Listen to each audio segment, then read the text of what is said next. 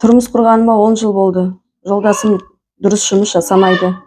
Жасаған жерінен шығып кетеді. Күнделікті жұмыс жасамаса да ішіп келіп, ұрып, балдардың көзінше бір мазамызды кетіреді. Негізінде қорқып звондай алмай тұратынмын. Сосын өзімше кешірімді боламын. Балаларымды көп ойлаймын. Артық қатты мазам болмағаннан кейін өзім звондап келіп бір көтергенін қаладым. Ойын құмарлыққа беріледі. Әке-шешесін еркелеген баласы тыңдамайды бір сөзді. Мен жұмыссызбын, 2 баланың үйде қарап отырмын. Жолдасым жұмыс жасамайды. Біз жалдамалы пәтерде тұрамыз. 2 баламен мен үйде отырмын.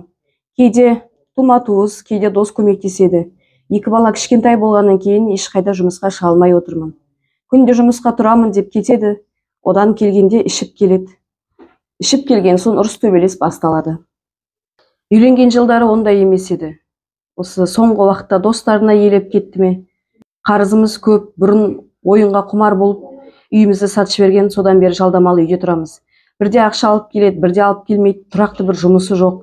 Ішіп алып келіп, осылай 1-2 кез кешірімді болдым балаларым үшін деп. Содан полиция қызметкерлеріне звондап, есепке тұрдым. Енді бұл кісілер, полиция қызметкерлері осы жолдасымды өздері сөйлесіп